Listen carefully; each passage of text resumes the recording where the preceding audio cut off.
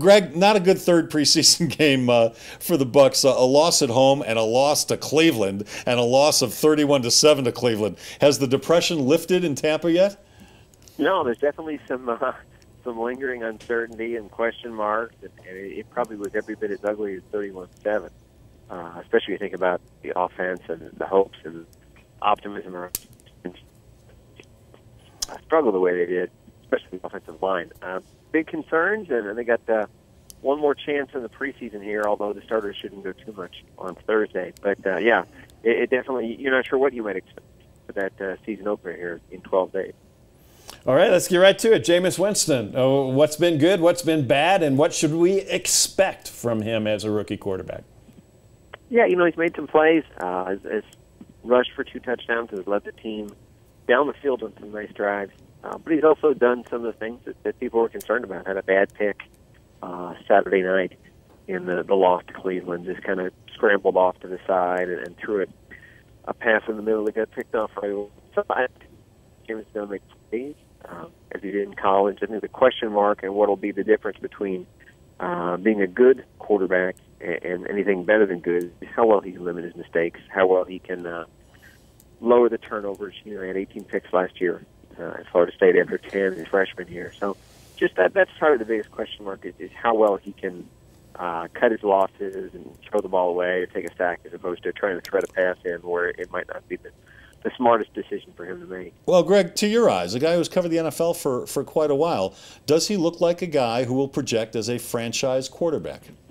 Yeah, I think it's too early to know. I think it certainly could be. I mean, you think about how dominant he was at Florida State, and then honestly, I mean, you think about the outside of him being 2013 freshman year Heisman Trophy national champion Jameis Winston, but then last year, pretty consistently dug himself a hole. I mean, had a lot of deficits against a lot of lesser teams, and he got out of it, but he's kind of getting himself out of his own messes, if you will.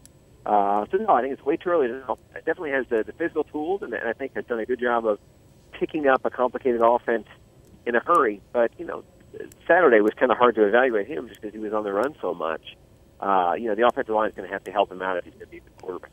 Our guest is Greg Auman. He writes for the Tampa Bay Times, and all of our guests are brought to you by Papa John's. Better ingredients, better pizza.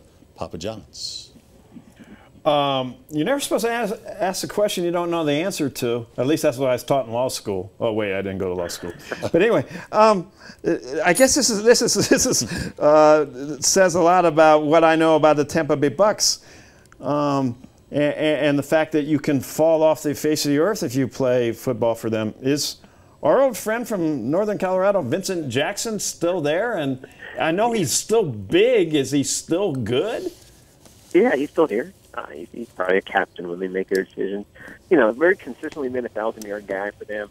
I think his production probably dropped off a certain amount last year just because he didn't get in the end zone very much. Only had 2 touchdowns this past year. They've got 2 big targets here in Vincent and in Mike Evans, who's another 6'5" guy. Mm-hmm.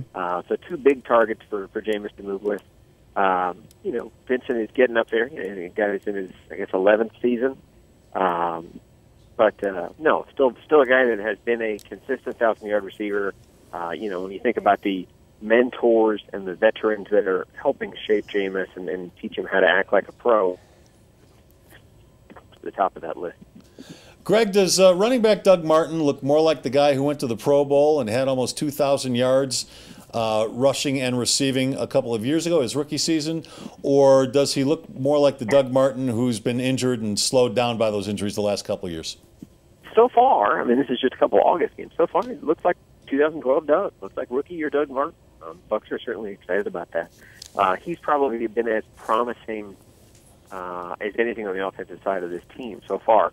Just has looked good, has pulled away from defenses, had a nice 30-yard run in the Bengals game, had a 19-yard touchdown in the Browns game. He's probably a little bit lighter. I think he's down around 208 pounds. Feels a little quicker as a result. But with Doug, maybe he's going to be staying healthy. If he can stay healthy, they're going to give him the ball a lot. And I think having a steady running game is an easy way to take the pressure off Jameis Winston, keep him from feeling that pressure and putting himself in a position where he might make throws that he feels like he has to when he doesn't really have to. This next question is just one of the many reasons that the local legend John Elway takes my name in vain. But I want to correct some mistakes of the 2012 NFL draft if we could get this done in the next 30 seconds or so. So I'm going to propose to you, you can be the GM right now of the Tampa Bay Bucks. Can I trade you Brock Osweiler for Levante David, and I'll throw in like a second-round pick and a case of Cigar City beer if you need it? Brock is really tall. I don't know if you've heard that. Really tall corner. Yeah, there's a couple you probably take back that year. Levante worked out pretty well for them.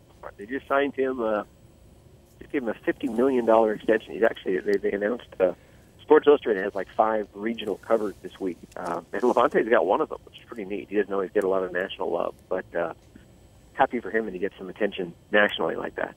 Hey, Greg, last thing. Can the defense carry this team that's trying to find its way with a rookie at quarterback?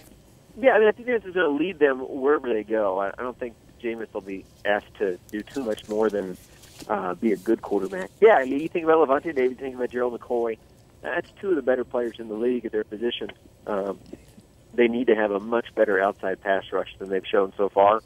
But if they can find that, I think they're good at linebackers. They've got a rookie middle linebacker, probably a kid named Quan Alexander, who's just a 4th-round pick out of LSU, but has looked really good preseason. So they'll be young, but defense should be the better side of the ball. But they've got to get much better on offense if they're going to be anything competitive beyond a 4 or 5 win team this year. Greg, we really appreciate your time.